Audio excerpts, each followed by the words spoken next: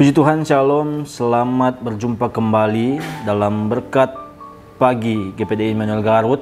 Dan pagi hari ini kita akan melihat firman Tuhan yang terdapat dalam Markus pasal yang ke-13 ayat yang ke-33 sampai dengan ayat yang ke-37. Sekali lagi, Markus pasal 13 ayat 33 sampai dengan ayat yang ke-37. Saudara perhatikan dalam Alkitab saudara masing-masing dan saya akan bacakan. Firman Tuhan berkata, nasihat supaya berjaga-jaga. Hati-hatilah dan berjaga-jagalah, sebab kamu tidak tahu bila manakah waktunya tiba. Dan halnya sama seperti seorang yang bepergian, yang meninggalkan rumahnya dan menyerahkan tanggung jawab kepada hamba-hambanya, masing-masing dengan tugasnya, dan memerintahkan penunggu pintu supaya berjaga-jaga. Karena itu berjaga-jagalah, sebab kamu tidak tahu bila manakah tuan rumah itu pulang, menjelang malam atau tengah malam, atau larut malam, atau pagi-pagi buta, supaya kalau ia tiba-tiba datang, jangan kamu didapatinya sedang tidur. Apa yang kukatakan kepadamu, kukatakan kepada semua orang, berjaga-jagalah. Saudara yang terkasih dalam nama Tuhan kita Yesus Kristus, kita sudah membaca ayat-ayat ini dan di dalamnya kita mendapat suatu perintah atau suatu pesan yang begitu penting bagi kehidupan kita, yaitu dimana kita mendapatkan perintah untuk kita berjaga-jaga, untuk kita waspada, untuk kita berhati-hati terhadap kehidupan akhir-akhir ini. Berjaga-jaga, nah artinya kita sebagai umat Tuhan yang percaya kepada Tuhan harus tetap dalam posisi yang terjaga. Kehidupan kita harus tetap dipenuhi oleh kebenaran firman Tuhan, dan siap sedia untuk melakukan apa yang Tuhan perintahkan kepada kita, untuk melakukan setiap firman yang Tuhan tanamkan dalam kehidupan kita.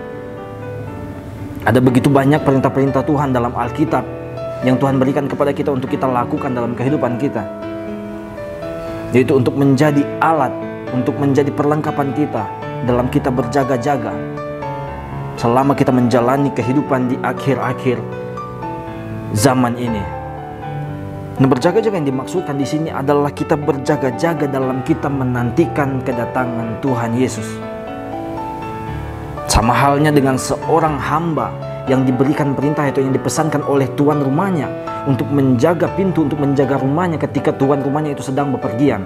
Dan selama tuan rumahnya sedang bepergian, maka selama itu dia harus tetap berjaga-jaga agar tidak ada orang berniat jahat yang dapat masuk ke dalam rumah tuannya selama tuannya tidak ada di rumah. Dan begitu juga ketika tuan rumahnya itu kembali, dia harus tetap dalam posisi yang terjaga.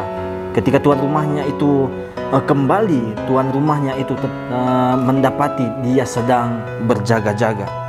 Begitupun juga dengan kehidupan kita. Ketika Tuhan datang ke dunia ini, Tuhan mendapati kita sedang dalam keadaan yang terjaga. Maka oleh sebab itu, lewat kebenaran firman Tuhan kita terus diingatkan untuk kita merenungkan firman Tuhan, untuk kita melakukan firman Tuhan. Agar apa saudara? Agar kehidupan kita tetap terjaga di dalam kebenaran firman Tuhan. Akhir-akhir ini ada begitu banyak hal-hal yang datang dari dunia ini, memberikan hal-hal yang mungkin bagi kita itu menarik, asik bagi kita, nyaman bagi kita.